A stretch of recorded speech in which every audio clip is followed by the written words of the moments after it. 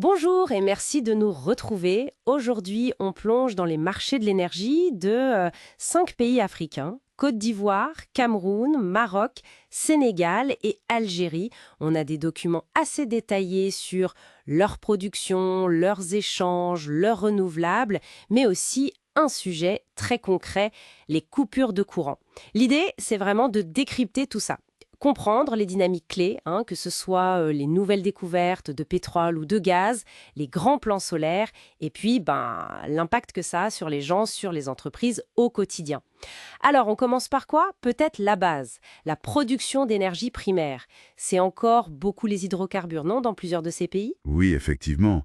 Prenez l'Algérie, bon, c'est un géant du gaz, dans le top 10 mondial en 2022.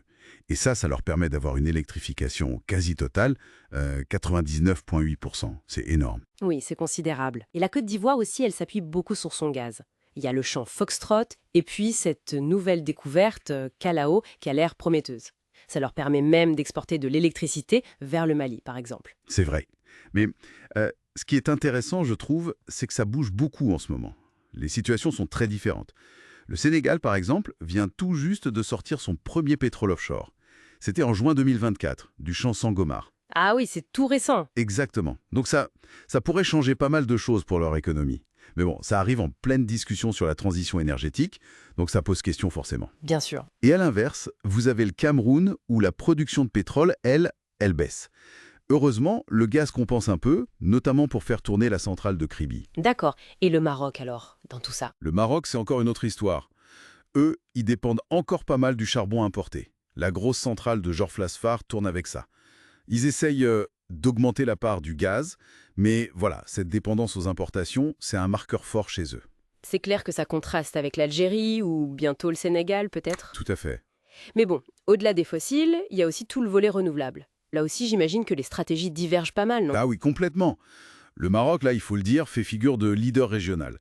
Ils ont des projets solaires vraiment impressionnants, comme Nour Ouarzazate. Oui, le fameux complexe. Voilà. Et ils visent un objectif hyper ambitieux. 52% de renouvelables dans leur électricité d'ici 2030. Ils comptent beaucoup sur le solaire, mais aussi sur l'éolien. Ils ont un bon potentiel. Et les autres? Le Sénégal, la Côte d'Ivoire. Crète. Le parc éolien de Taïban Diaye, plusieurs centrales solaires. La Côte d'Ivoire, elle, table sur 45% pour 2030 aussi. Eux, ils misent sur le solaire, comme avec la future centrale de Boundiali, et aussi la biomasse avec le projet d'Abouisso. Bon, ça fait beaucoup de chiffres, beaucoup d'ambition, mais est-ce que ça se concrétise partout aussi vite? Je pense à l'Algérie, par exemple, potentiel solaire immense avec le Sahara, et pourtant... C'est ça, c'est le paradoxe. Moins d'1% de solaire dans leur mix en 2021, c'est très faible par rapport au potentiel.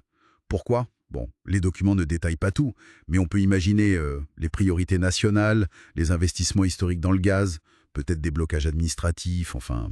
Oui, c'est complexe. C'est complexe. Et au Cameroun, c'est un peu différent. L'hydroélectricité a toujours été très importante. Le solaire commence à pointer, il y a un projet à guider, mais globalement, oui, le potentiel renouvelable il est sous-exploité par rapport à ce qui serait possible. Et c'est là, je pense, qu'on arrive au problème dont on parlait au début. Malgré tous ces projets, toutes ces ressources, les coupures de courant, ça reste une réalité difficile pour beaucoup. Oui, c'est vraiment le nœud du problème dans plusieurs pays. Les sources sont claires là-dessus. La Côte d'Ivoire a eu une grosse crise électrique en 2024. Ça a touché les industries de plein fouet. Ah oui. Au Cameroun, c'est quasi quotidien dans certaines régions. Yaoundé même a été bien touché début 2024. Le Sénégal aussi, les entreprises se plaignent beaucoup de ces interruptions. Et même l'Algérie, malgré son super taux d'électrification, connaît des coupures l'été, quand la demande explose. Et du coup, j'imagine que ça crée un marché pour les solutions de secours, les groupes électrogènes. Exactement. C'est la conséquence directe. Ce marché des groupes électrogènes en Afrique, il explose. Plus 10, plus 20% par an. L'exemple souvent cité, c'est le Nigeria, où on dit que 90% des entreprises en dépendent. C'est énorme. Incroyable. Et dans les pays qui nous occupent, c'est pareil. Au Cameroun, les marques asiatiques sont très populaires.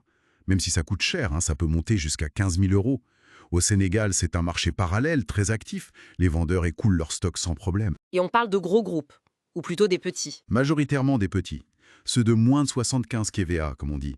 C'est ce qu'il faut pour une boutique, un petit atelier, quelques maisons, quoi. Ça montre bien que le besoin, il est partout. D'accord.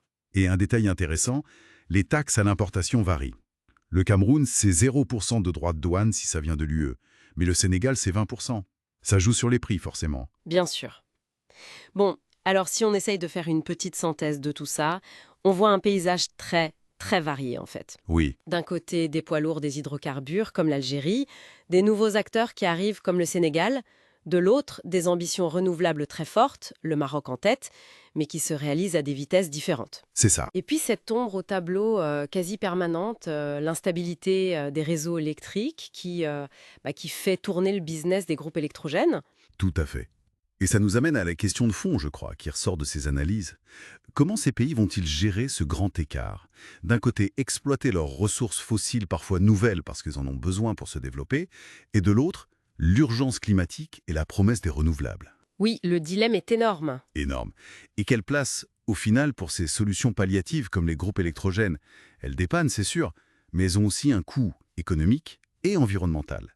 C'est vraiment une transition complexe qui s'annonce.